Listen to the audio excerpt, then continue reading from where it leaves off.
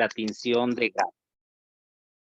En la tinción de Gram vamos a tener los azules, Gram positivo, y los rojos, Gram negativos. Vamos a continuar para ver las diferentes, por ahí también faltó en el caso de las infecciones por Acinetobacter, en el caso de infecciones con multiresistentes y oportunistas, pero vamos a ver esta tabla. Adelante, doctora. Bueno, esta es la tablita que mencionó, doctor. Sí. Ok.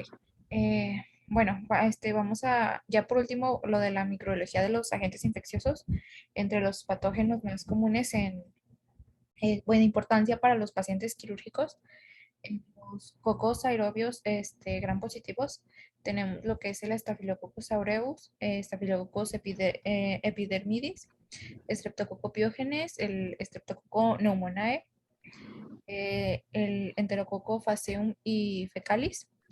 Y entre los bacilos aerobios gram negativos tenemos la E. coli, el Haemophilus influenza, la Klebsiella pneumoniae, el Proteus mirabilis, el Enterobacter cloacae y el Aerogenes, la Serratia marcescens, Acinetobacter calcoaceticus, el Citrobacter freundi, el Pseudomonas aeruginosa, el Xanthomonas maltophilia. Entre los anaerobios gram positivos, el Clostridium difficile, el perfigens, el Clostridium tetani y el septicum, sí. En las especies, bueno, también las especies de Peptostreptococcus y en los los gram negativos, bacteroides fragilis y especies de Fusobacterium. Y entre, bueno, otras bacterias como el Mycobacterium avium intracelular, la Mycobacterium tuberculosis, Nocardia asteroides, Legionella pneumophilia y la listeria. Y en los hongos, Aspergillus fumigatus, Niger, Lerus y Flavus. Blastomyces dermatitidis, Candida albicans, Candida glabrata, Candida parapsilosis y Candida cruzeu, Coccidioides imitis, Cryptococcus neoformans, Histoplasma capsulatum, Mucor rhizopus. Y bueno, de los virus, como lo mencioné en la última diapositiva, que, bueno, los más importantes era el citomegalovirus, el virus de Epstein-Barr, los virus de la hepatitis A, B y C, del herpes simple y el VIH y el virus de la varicela zoster. Sí, aquí en los virus sí hay que agregar los rotavirus y los coronavirus, que son los dos últimos que han impactado bastante a la población. Entonces, rotavirus y los coronavirus, a estos que están mencionando. Estos son principalmente los gérmenes que más comúnmente podemos encontrar en las infecciones asociadas a la atención médica. Y sí que den un repaso más o menos para que los ubiquen. En caso de los hongos, los principales, el Aspergillus, el Blastomyces, las cándidas, los coccidioides, criptococos e histoplasma. En las bacterias, pues ya ahorita lo comentó, el Mycobacterium, otras bacterias, la Legionella, la Listeria. Entre los bacilos, pues son gram negativos, cuando son aerobios. Aquí estamos la lista de los, también son muy frecuentes, Escherichia coli, la Klebsiella, el Proteus, el Enterobacter, la Serratia, el Acinetobacter, las Pseudomonas, que son los más comunes que podemos nosotros encontrar. Y en los anaerobios, pues en gram positivos, el Clostridium tetani, Clostridium difficile, Clostridium perfringens, estos son bacilos anaerobios. y algunos Peptostreptococcus. Entre los gram negativos, pues los Bacteroides fragilis, que son los más frecuentes. De los cocos, pues ya sabemos, Streptococo, Estafilococo y los enterococos, fecalis y faecio. En sí no son, vamos, muy diferentes, muy difíciles, pero sí es necesario que den una observación para saber nosotros de qué se está tratando. Si es una infección por aerobios gram negativos, si es una infección por bacilos anaerobios gram positivos o gram negativos, si es por hongos o si es por virus. Y ya de acuerdo a eso, acuérdense de la tinción de Gram. La tinción de Gram, a grandes rasgos, para este grupo de bacterias, de cocos y de bacilos, si son azules son gram positivos y si son rojos son gram negativos. Y ya con eso, pues nosotros podemos empezar una serie de tratamientos. En la actualidad, pues desafortunadamente, ya comentamos cuáles son las características para que se vaya a presentar una infección, que pueden ser por parte del invasor o agente externo infeccioso, o bien por parte del huésped o del ser humano. Y esos factores ya los enumeramos en la clase anterior para que también los tengan presentes para saber cuáles pueden ser las causas para que se presente una infección. Y de estas, en los hospitales, pues los retos más grandes son con los gérmenes y las bacterias que son oportunistas, que en general no son gérmenes muy de nosotros tratar en el hecho de que se aprovechan, precisamente por eso oportunistas, de cualquier situación que merme el estado defensivo del huésped. Si hay alguna baja en sus condiciones de nutrición, de alimentación, de vitaminas y de defensiva sobre todo, las bacterias van a transmitirse directamente. De ahí la importancia de todas las acciones que están encaminadas a defender o prevenir las infecciones y el llevar una bacteria de un lugar a otro. Acuérdense que tenemos una población bacteriana habitual o residente en nuestras manos y hay unas bacterias que son las bacterias transitorias o los agentes transitorios en la piel. En ese sentido, el personal médico es el que en un momento dado, si no realiza una adecuada higiene de manos, ya sea con el lavado de manos con jabón antiséptico o bien con el uso del alcohol gel, pues entonces definitivamente vamos a nosotros mismos a llevar esos agentes infecciosos a los pacientes que tienen otra enfermedad u otra patología. Y eso es fácil llevarlos en la situación de solamente tocar, por ejemplo, de un paciente a otro, y cuando vamos a revisar su herida, pues ahí dejamos a la bacteria para que esta infección se progrese. O en los quirófanos, o en los sistemas de aire, o en los aparatos que usamos, o en los equipos, por ejemplo, en el laringoscopio y en todos esos, si no hay una adecuada desinfección de los equipos, nosotros mismos podemos llevar las bacterias que se estén incubando en esas superficies al momento de intubar un paciente.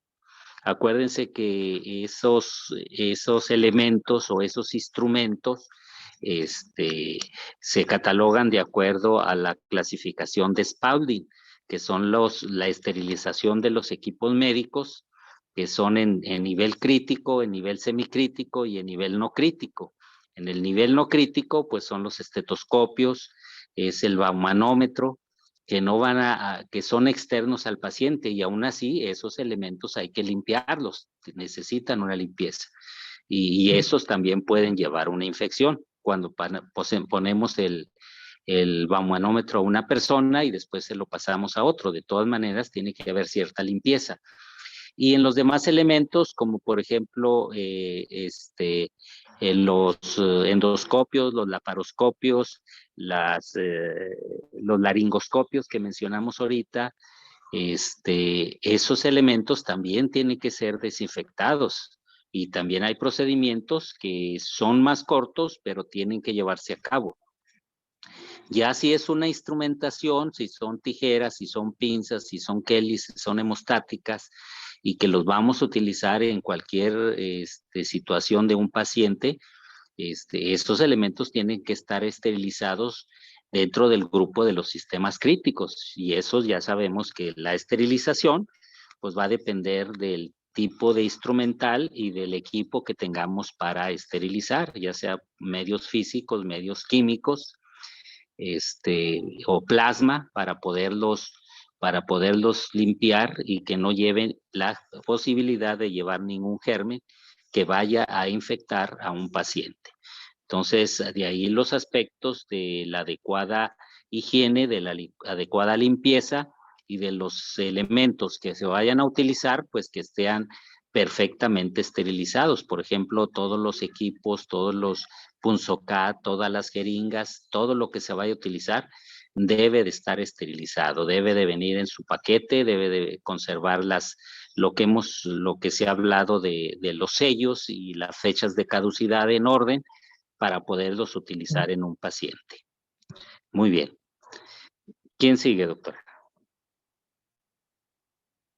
Yo, doctor. Adelante.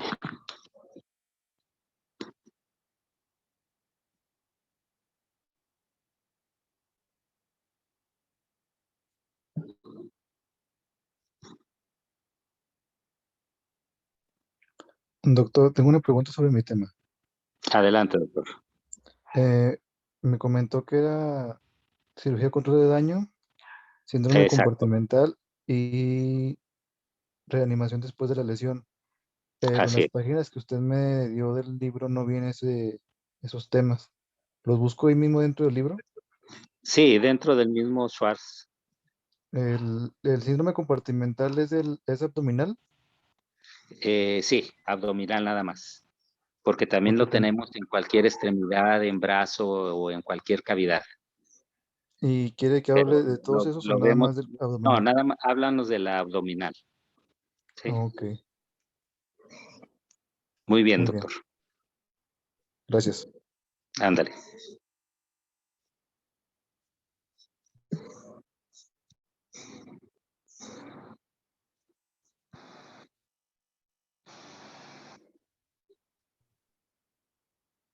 Bueno, yo voy a hablar sobre la prevención y tratamiento de infecciones quirúrgicas.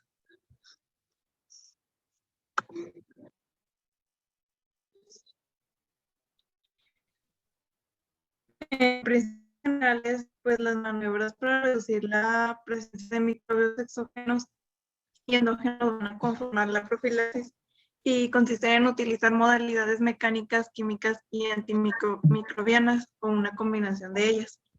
La microflora que reside en la piel del hospedador y otras superficies de barrera representa una posible fuente de microbios que puede invadir el cuerpo durante traumatismos, lesiones térmicas o una intervención quirúrgica electiva urgente. Y por esta razón, el purga de la piel de las manos y los antebrazos con el uso de preparados antibacterianos y una técnica estéril durante la operación.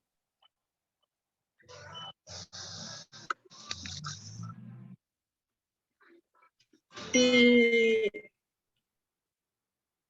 antes de practicar una incisión, se aplica un antibacteriano a la piel del paciente en el sitio quirúrgico propuesto. Asimismo, si es necesario, debe recortarse el pelo con una tijera y no con una hoja de afeitar, ya que esta última promueve el crecimiento excesivo de microbios de la piel en muescas y cortes pequeños. También se ha demostrado, sin duda, que el uso escrito de estas modalidades disminuye la cantidad de microflora de la piel. Y aunque aún no se demuestra una correlación directa entre esta práctica y tasas de infección reducidas, la comparación con índices de infección antes de utilizar antisepsia y técnicas estériles, pues indica con claridad su utilidad e importancia. También las modalidades mencionadas no van a ser capaces de esterilizar las manos del cirujano o la piel, o también las superficies epiteliales del enfermo, aunque es posible reducir en grado considerable el inóculo.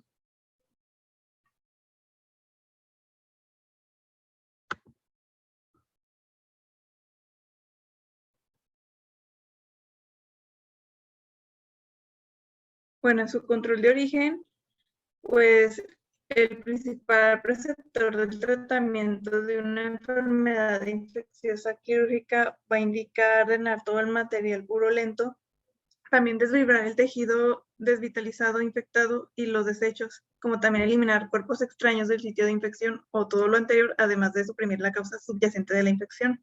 También la acumulación de líquido purulento discreta y aislada. Esto va a meritar drenaje mediante la inserción percutánea de un tubo de drenaje o un método quirúrgico con incisión y drenaje.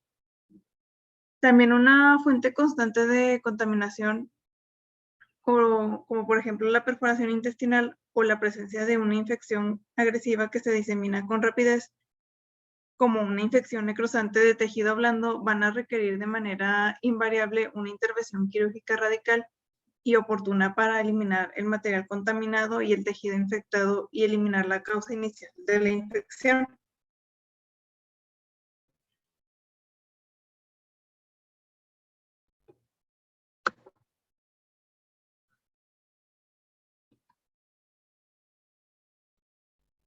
Bueno, en el uso apropiado de antibióticos. Bien, doctora. Aquí con lo que acabas de mencionar, acuérdense que las vías de acceso a una posible infección pueden ser por continuidad, como menciona la doctora. Si la flora bacteriana es oportunista, de la que tengo en la piel, sufro una quemadura, sufro una herida, no se hace un adecuado lavado, pues ahí por continuidad las bacterias pueden colonizar esa herida y presentarse una infección. Entonces, una puede ser por continuidad o ascenso directo. Si tenemos una infección en la uretra, esa puede llegar a las vías urinarias, a la vejiga, una cistitis, a través de la misma uretra, a través de la orina. Entonces, por ahí puede haber un ascenso de las bacterias y eso es por continuidad. O bien las bacterias pueden diseminarse por vía hematógena, puede ser arterial o venosa. En el intestino nos puede una bacteria introducirse y causarnos un problema infeccioso a la absorción de las bacterias, a la penetración de las bacterias, a la vía arterial o la vía venosa. De la vejiga puede pasar una bacteriemia y ocasionarnos un proceso infeccioso. Y la otra, pues, es la vía linfática. La vía linfática también es otro medio por el cual la diseminación de las infecciones puede llegar a localizarse en algún órgano y también de ahí, pues, pasar a formar una bacteriemia o una sepsis. De ahí la importancia de identificar cuando hay un proceso infeccioso por medio de un hemocultivo o por medio de un cultivo de las secreciones, como se mencionaba ahorita, haciendo una punción de las áreas donde esté la localización de un absceso, por medio de un ultrasonido. Entonces vamos a hacer una punción dirigida y de esa manera pues vamos a localizar el germen principal que está causando el origen de una infección. Y ya de ahí se va a derivar todos los pasos que siguen, que ahorita nos va a comentar la doctora, como el uso apropiado de antibióticos para cada germen que vayamos nosotros identificando dentro de un proceso infeccioso. Recordemos cuáles son los síndromes de respuesta inflamatoria, que aquí ya no los habían expuesto: las taquicardias, polimnea, la leucocitosis, la taquimnea, el aumento de la frecuencia respiratoria, la temperatura, la hipertermia. Entonces, todos esos datos que son datos de las pandemias, que es formas jóvenes de infección y que son las primeras en manifestarse, es necesario identificar todo eso para saber que estamos en presencia de un síndrome de respuesta inflamatoria. Muy bien, adelante, doctora. Bueno, en el uso apropiado de antibióticos, pues la profilaxis va a consistir en administrar un antimicrobiano o varios antes de iniciar ciertos tipos específicos de procedimientos quirúrgicos, para así reducir el número de microbios que penetran el tejido o la cavidad corporal. Y los fármacos se van a seleccionar de acuerdo con su actividad contra los microorganismos que quizás se encuentren en el sitio quirúrgico con base en el conocimiento de la microflora del hospedador. Y la profilaxis se va a instituir en el tiempo inmediato anterior al procedimiento quirúrgico y durante este. Y en la inmensa mayoría de los casos solo se va a requerir una dosis de un antibiótico y únicamente para ciertos tipos de intervenciones.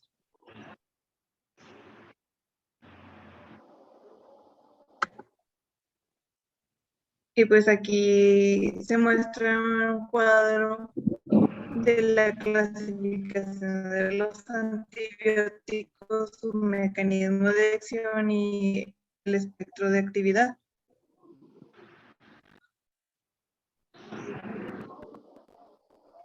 ¿Qué tiempo tiene que ser la profilaxis de antibióticos, doctora? Que ese es precisamente el uso racional de los antibióticos.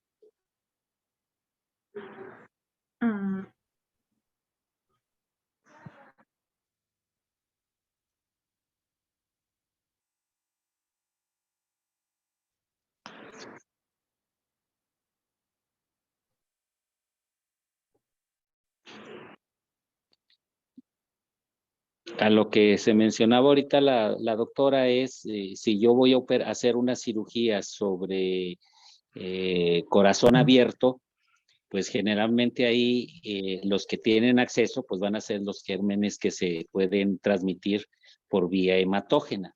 Y por vía hematógena las principales fuentes de infección en ese sentido pues podría ser una enfermedad dental, una enfermedad nasal, una enfermedad ótica, que es lo que se revisa en los pacientes que se van a someter a una cirugía cardíaca.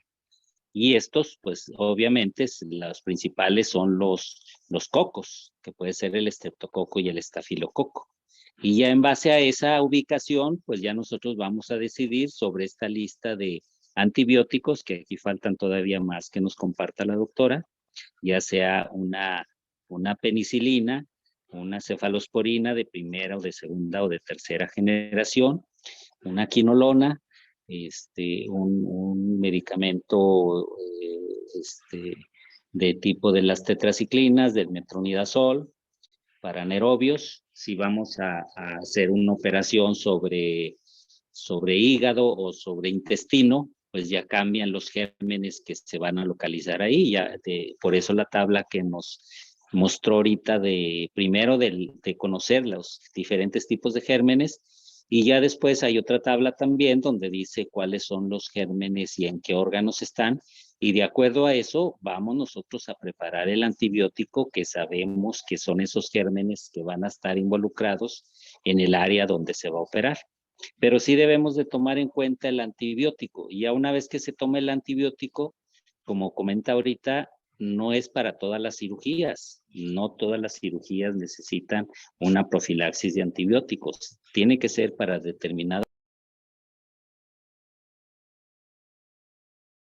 Las cirugías de corazón, pues indudablemente que la vía hematógena y está indicado la profilaxis de antibióticos.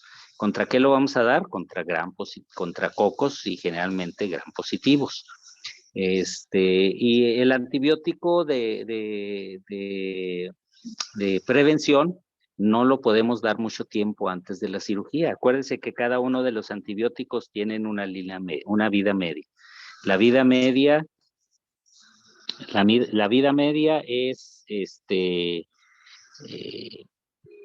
del antibiótico. Acuérdense que van a ser 6, 8, 12 horas, 24 horas, según el antibiótico que vayamos a utilizar.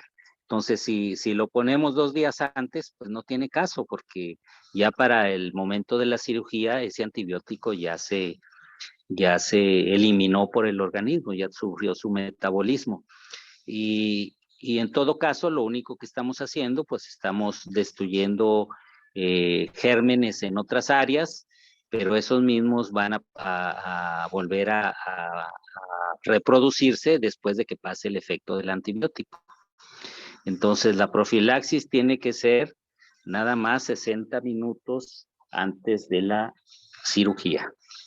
Y estos antibióticos los vamos a pasar si la cirugía dura 12 horas y el paciente, el antibiótico tiene una vida media de 4 horas, pues entonces le vamos a pasar 3 dosis antes de la operación y durante la operación. Acuérdense que la vida media es de 4 o 6 horas. Si el medicamento dura 12 horas y la cirugía dura 12 horas, pues nomás vamos a pasar el pre y le podemos pasar uno a las 12 horas como dosis máxima. ¿Cuánto nos va a tardar la profilaxis después de la operación? Mínimo 24 horas. O sea, son esas características para que sea una adecuada profilaxis con antibióticos. No más. Ya si hubiera infección, pues entonces sí tenemos que administrar el tiempo completo de tratamiento de la infección, ya sean 7 días, ya sean 5 días, o ya sea la evolución del padecimiento que nosotros estamos vigilando. Eso es una parte muy importante en la profilaxis de antibióticos. Muy bien, doctora. Adelante.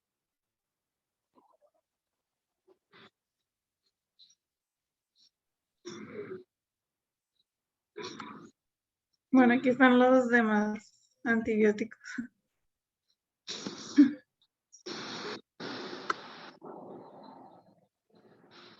Carbapenémicos, a ver, anterior, doctora, los aminoglucósidos.